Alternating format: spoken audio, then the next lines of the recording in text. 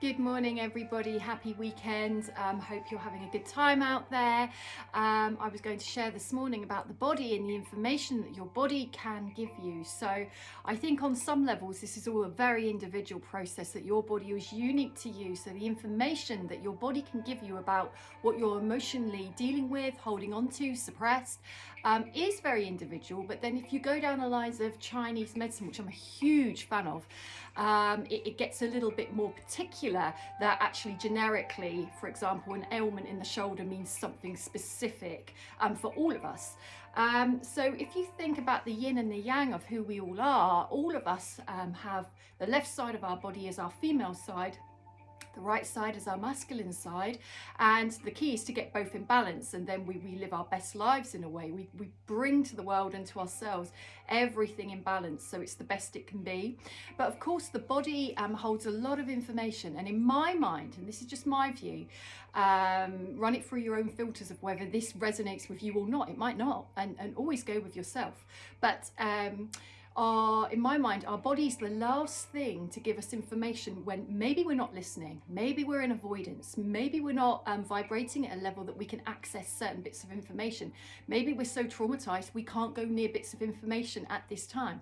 But our body's very clever at signaling things, and each organ, each bone, each joint, each cartilage, each bit of us actually holds a particular emotion. So in my mind, when that part of the body starts to get ailments, it's because it's actually highlighting an emotion that's been internalized maybe for too long. So it's time to actually address something on an emotional level. So dis-ease of the mind becomes disease of the body. Now, that's not everybody's cup of tea, and it doesn't have to be, but this is just the holistic way that I tend to work. So, for example, if people have issues with the ears, or if I'm doing a healing on somebody and I can sense issues with the ears, it kind of opens up a dialogue of, is there something you don't want to hear? Is this something you're trying to avoid hearing?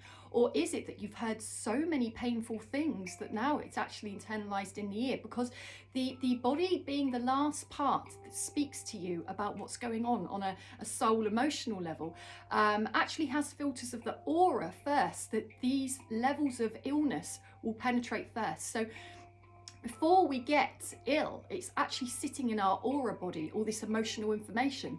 So it serves us all, whether we're choosing to live a spiritual life or not, to become really aware of the different subtle bodies that we have, because there's information in us before it goes inward. Now, don't get me wrong, we've all been ill. We probably will all get illness at some point. I've been ill, and I don't sit there telling myself off, going, bad Sue, you've got a problem with your eye because there was something you didn't want to see.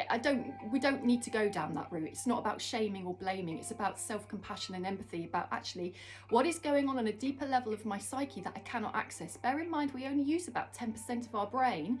What other 90% is that holding there? All this stimuli and information that we're constantly taking on, and we only recognize a very small part of that. What is it doing to us? What is it doing for us? And where are we storing it? So for example, I've noticed that I've got really stiff hips. I really shouldn't have stiff hips. I teach yoga and have taught things like that for 20 years. There's no reason why I should have stiff hips, but I do. If I look at the deeper level, hips can hold fear and anger, and yes, I'm very good at storing those things and don't want to do it, don't want to see it. And I've had a problem with one of my eyes, with a dot there hanging around, and I'm like, yeah, there's things I don't want to see. There's been times where I don't want to hear what spirit are giving me because it might be a bit too close to home, and there's a stubborn streak in me that doesn't want to hear that. I can then start to get blocked ears. So I think the body is a brilliant tool for us, but it also is the key to self-love. So when our body is getting ailsome, what is it telling us? Do we need a rest? Do we need to slow down? Are we carrying a burden, particularly if you get problems in the shoulders, or into the back, into the traps at the top? What can we do to help ourselves? Because we are all a healer, all of us. We can all go some way to healing ourselves. Happy weekend, everybody.